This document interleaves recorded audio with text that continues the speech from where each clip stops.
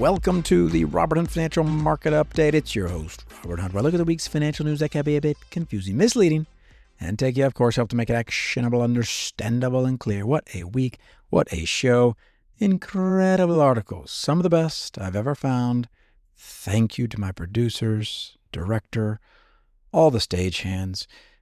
We're going to be looking at, and this is a walk down memory lane for me because I remember thinking this book was incredible. The Magic Formula for Picking Stocks Stop Working. This is about Joel Greenblatt. He had a little book that beats the market. Wow. Can't wait to tell you that story. We then talk about FOMO. That's an acronym, fear of missing out. Your FOMO is strong, but pity finance pros. I think FOMO is one of the most powerful forces in the universe. After the Aggie marching band, it is very difficult to stop FOMO. And then, Jason Zweig with a timely article about SpaceX. Their IPO is the final frontier for index funds. There's a lot going on in the index fund world. We're a heavy hitter group. People are orienting around us, index fund folks, and we're, be proud, index fund holder. You are on center stage. We'll talk about it.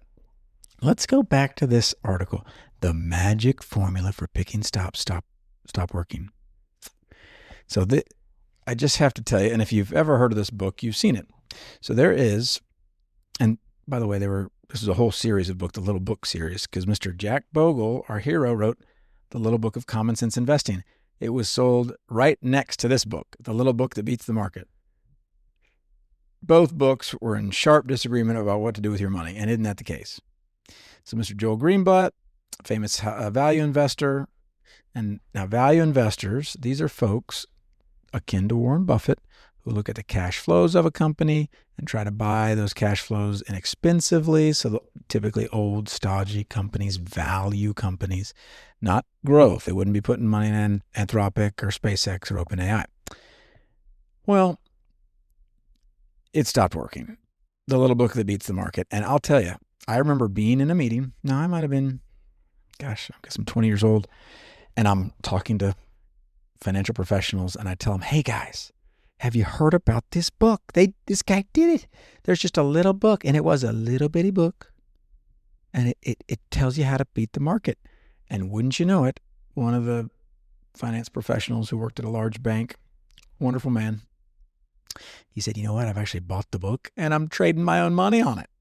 So, boy, what did I think I was onto something? So this little book that beats the market. And what was it? It was a little formula, a magic formula. He, Mr. Greenblatt, back tested, results for the magic formula. They returned 31% annualized over the 17 years of data then available. What? 31%. And the formula, it kept beating the market for about a decade after the book's publication.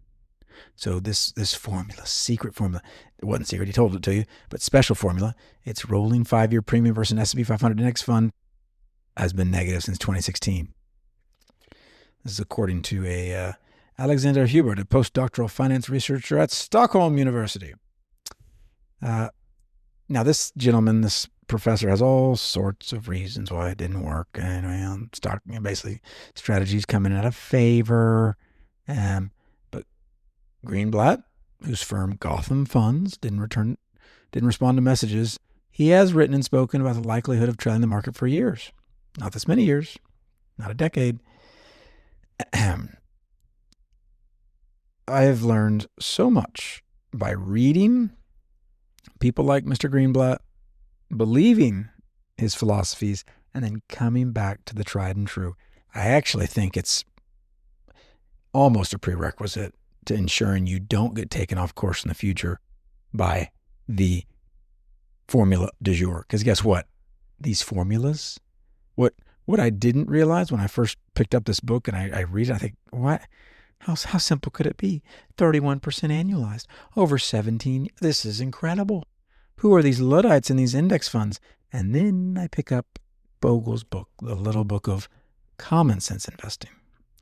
And that book was far more intellectually satisfying and compelling than The Little Book That Beats the Market.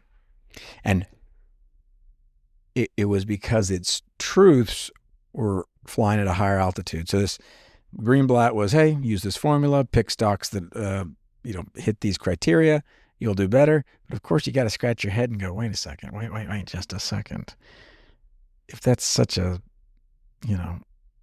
helpful formula and secret, why wouldn't every finance pro do it? Why would well, wouldn't you know it? These things come and they go.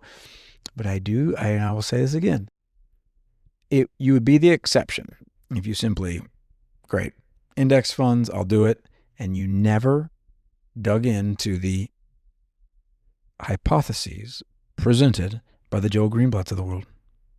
Because I think it's going to be helpful for you to read everybody. It'll give you a more comprehensive understanding of what the other side thinks. And I still remember that feeling of picking up this book and reading it, and it kind of hit me. What do they say? Fear and greed drive markets. Fear and greed drive investors. I was thinking, oh man, I'm so glad to know this. Now, I didn't take action on it. I don't know why, but really thought about it. And it's not just Joel Greenblatt. So there will be another Joel Greenblatt, another formula, and it will have excellent back-tested data, excellent back-tested results. Can't listen to them. Can't have it. We've got our own formula, don't we? Cost low, investing simple, time horizon long. That formula is a 100-year formula. These formulas about book value and sales growth and earnings per share, boy, in an efficient market, tough, and it's tough to know when to get on and off the train. And one of the hardest things is when people commit to the Greenblatts of the world, when do you get off? And then it's help when 100 people do it with you. You're feeling great. You're in community. Oh, we're all doing Greenblatt's formula. How great could this be? 6 years in of underperformance, you might be the only one left. Are you going to stick it out? You still going to tough it out? You still have a high conviction on this formula? Avoid the formulas. Buffett always had a quote I thought was compelling. He said, "Avoid geeks with formulas." And now he's a value investor, but he just said, be careful when someone says they've got this elixir. They can you just use a little algebra and poof, 31% over 17 years. A wonderful article here. This is Your FOMO is Strong, but Pity Finance Pros by Spencer Jacob. You're more normal than you think if you have FOMO, that fear of missing out. And I don't know if you've ever gone through Tom Thumb or one of the grocery stores where they have those magazines where they say, yes, the stars, just like us. And it'll show, Ben Affleck getting a coffee or get his dry cleaning and just the stars, just like, well, don't you know the financial investing professionals are just like us? Listen to this. This is an incredible story and one we can all relate to. It talks about what's going on now. So we've got a blistering rally for S&P 500 tech stocks, up 36% over April and May. Goodness.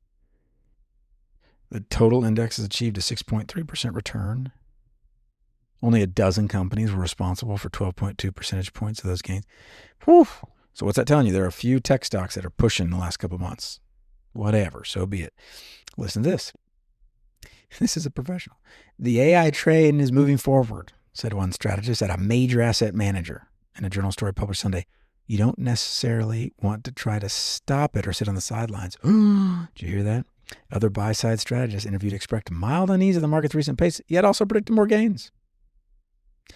Missing this train, these professionals missing the train. Are they in cash? Are they out of cash? That's why we never, listener, we don't play the are we in cash game or not. We invest regularly through thick and thin. So you don't have to get in this FOMO thing. Stanley Druckenmiller, one of the greatest fund managers of all time, the story says, he told a private group a story about his emotions during the tech bubble. It's the late 90s. So he worked for George Soros Quantum Fund, Soros, famous investor. And he thought disaster loomed. He bet against tech stocks. He knew it was too much. He bet against tech stocks near the end of 1999. He was a little early. So he lost money. After losing money, so around March of 2000, he couldn't help himself. He couldn't. And he says this. So like around March, I could feel it coming. I just had to play. I couldn't help myself. Can you relate to that?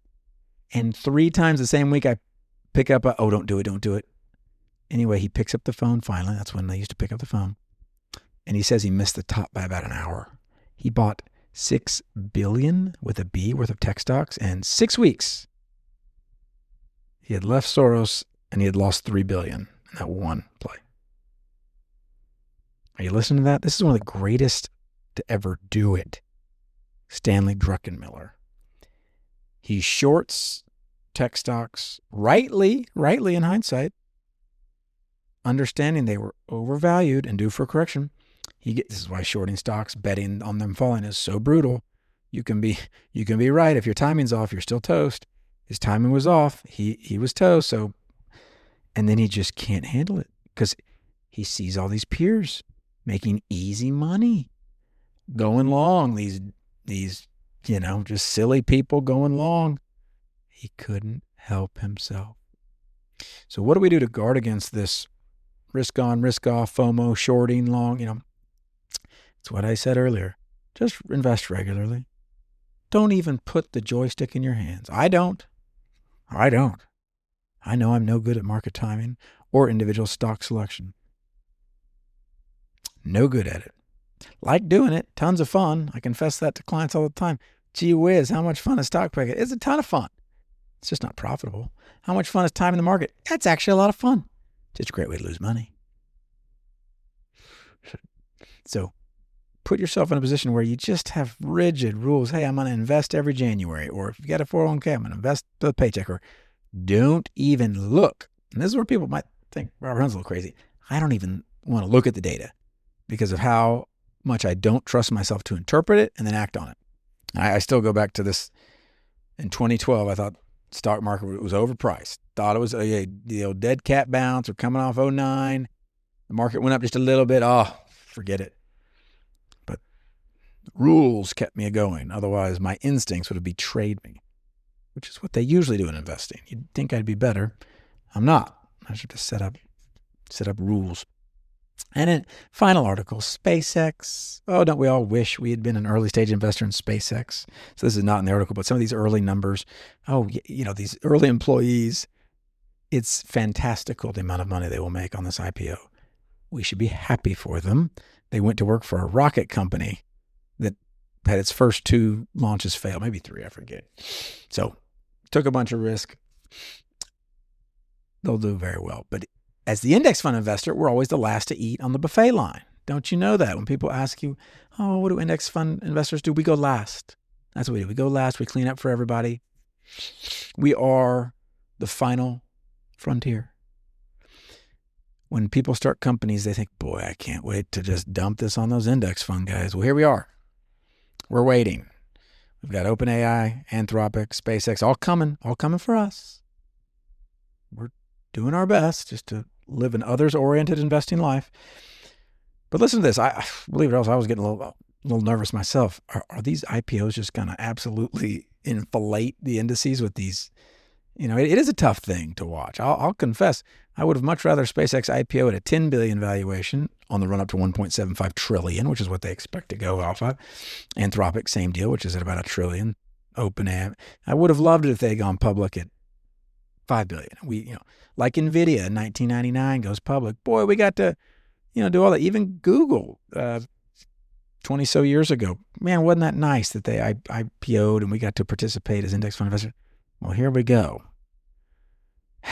We're definitely last in line on this deal, and maybe it'll work out. But what gave me assurance and a little hope is I was thinking, oh dear, are these companies just going to be these ginormo allocations in the index fund and either VTI or VOO, these exchange traded funds that Vanguard has? Well, no, they won't. Could be a problem. Zwig breaks it down. But what I thought was helpful, listen to this. Because of the rules of these indices, they work off of float, meaning you have to have a certain percentage of the stock available to purchase. And if you don't, you're going to be a smaller allocation in the index, irrespective of market cap, right? So even, great, 1.75 trillion market cap. Well, from a market cap, that's a size, value of the company. That'd be one of the biggest ones in the index. Well, listen to Zwig here. I did not know this. I did not know the rules on how a SpaceX would get in here. So listen, SpaceX, this article says, SpaceX might go into the index at an initial weight of approximately 0.14%. Anthropic and OpenAI would probably be even smaller. Infinitesimal, guys. Infinitesimal. Now, what he's saying, hey, there could be some changes. Some of these indices, some of these index providers, it's a goofy world, the index fund world. We have these providers that provide the indices, and the companies like Vanguard and Schwab and others will connect to these indices. So there's a CRSP group. It's kind of a competition for S&P, a lower cost index, because it's not that complicated to produce an index. Hey, in the future, it could be that some changes need to be made because, and I've heard about this happening for decades, it is a cost to index funds. I'm pretty sure, I think the data bears it out. I don't have the data on hand, but people can front run us because we just tell people what we're going to do, Index Fund Nation. Oh, okay. Here's this stock. It's going into the index fund, or it's about to be admitted to the index fund. It forces us index funds to buy massive quantities of the stock in a short period of time. Well, wouldn't you know it, there are a bunch of folks who take advantage of that and front run. I don't think there's anything wrong with that either.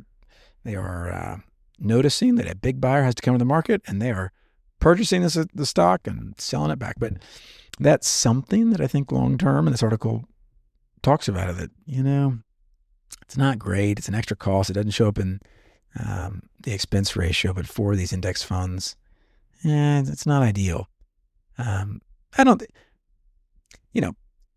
it's not an enormous cost, but it doesn't feel good, does it, index fund investor, that we kind of have to show our hand. In this instance, doesn't look like it'll be a big deal.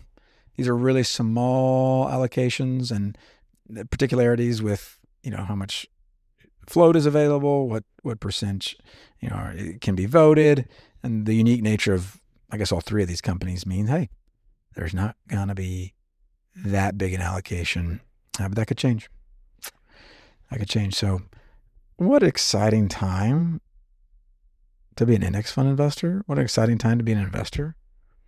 I'll just confess, it's kind of wild to me that with all the negativity year to date, U.S. stocks are up 10.5%. Year to date, international's up about 12.7%. Again, over the last year, I know I mentioned this, over the last year, U.S. stocks up 26.6%. It's a lot. International, 27.5%. All you had to do was hold on through a bunch of bad headlines. It may not always be so easy. We may enter very difficult days ahead. But we'll know what to do when those days hit, won't we? We'll keep our cost low, our investing simple, and our time horizon long, because that is what's going to give us the best shot on our investing journey. Until next week.